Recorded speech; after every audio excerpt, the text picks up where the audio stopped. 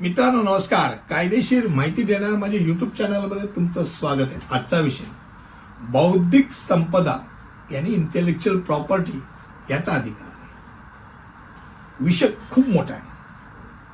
अर्थात त्या विषयामध्ये काय काय एवढंच फक्त या व्हिडिओमध्ये मी घेऊ शकतो. तर बौद्धिक संपदा यानी IP इंटेलेक्च्युअल प्रॉपर्टी याचा अधिकार हे निर्मात्यांना त्यांच्या मनाच्या निर्मितीसाठी दिलेले कायदेशीर अधिकार. जसे की शोध घेतलाय मी साहित्यिक आहे, मी लिखाण केलंय, मी काव्य केलेलं आहे किंवा कलात्मक आहे, मी कलात्मकरित्या कुठचंही कार्य केलेलं आहे आणि व्यापारात वापरलं जाणारे चिन्ह असेल, नाव असेल किंवा प्रतिमा असेल, लोगो असतील, जिंगल असतील, याचा संपूर्ण अधिकार जो आहे तो यामध्ये सगळा येतो. हे अधिकार निर्मात्याला त्याच्या कामावर एक निश्चित कालावधीसाठी विशेष नियंत्रण देतात, ज्यामुळे इतरांना परवानगीशिवाय ते वापरण्यापासून प्रतिबंधित केलं जाऊ शकतं. हे संरक्षण निर्मात्यांना त्यांच्या कामाचा आर्थिक फायदा करून देऊन दुसऱ्यांना ठगवण्यापासून थांबवण्याकरता आणि सर्जनशीलतेला एक प्रकारे प्रोत्साहन देण्याकरता याचा वापर केला जातो. आता बौद्धिक संपदेचे कुठचे अधिकार आहेत आणि प्रकार आहेत आपण बघूया. पहिली गोष्ट म्हणजे कॉपीराईट.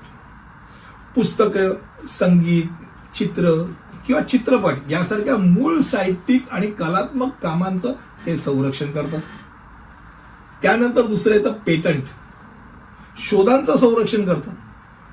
शोधकर्त्याला विशिष्ट कालावधीसाठी त्यांचा शोध वापरण्याचा, विकण्याचा आणि परवाना देण्याचा विशेष अधिकार देतात.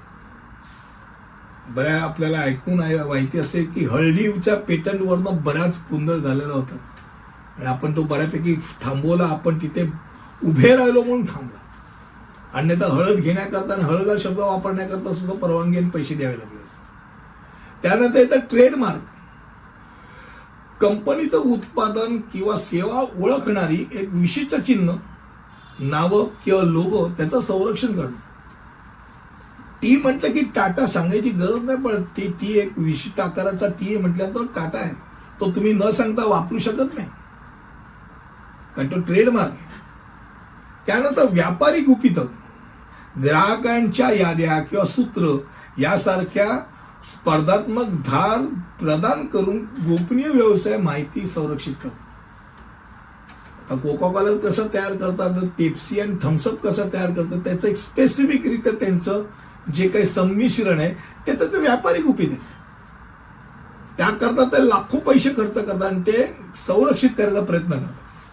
त्यानंतर औद्योगिक डिझाईन, इंडस्ट्रियल डिझाईन हे त्या उत्पादनाचं दृश्य स्वरूप, जसे की त्याचा आकार, कॉन्फिगरेशन किंवा नमुना संरक्षित करतं. एका कारचं डिझाईन दुसरी कारची कंपनी डायरेक्ट उचलू शकत नाही. मग त्यांना ते तुम्ही कुठून काढली आणि कुठचा डिझाईन कसा काढला ते सांगावं लागतं, कारण का ते कार डिझाईन याचं सुद्धा ती बौद्धिक संपदा खाली त्यांचे अधिकार घेतलेला असतो. आता बौद्धिक संपदाचा हक्क का महत्वाचा आहे हे आपण थोडक्यात बघूया. पहिली गोष्ट म्हणजे नवोपक्रमाला प्रोत्साहन देते.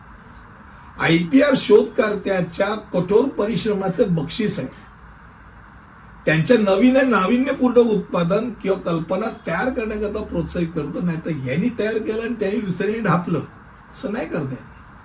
त्यानंतर आर्थिक वाढीला चालना देते. नवीन कल्पना आणि तंत्रज्ञानासाठी बाजारपेठ तयार करून IPR आर्थिक वाढ आणि स्पर्धात्मकतेला हातभार लावतो.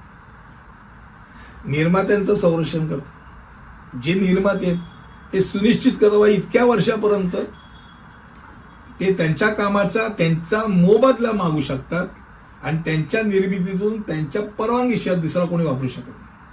आणि निष्पक्ष व्यापाराला प्रोत्साहन दिलं जातं. खास करून कलात्मकता जर विचार करायचा झाला तर अनेक वर्ष तुम्हाला माहिती आहे, गाणी असतील, हे असतील, 60 वर्षापर्यंत कम्प्लीट जर कॉपीराईट घेतलं असेल तर कोणी कोणाचं काही वापरू शकत नाही. असं पटकन केस केली तर त्यांना पैसे द्यावे लागतात.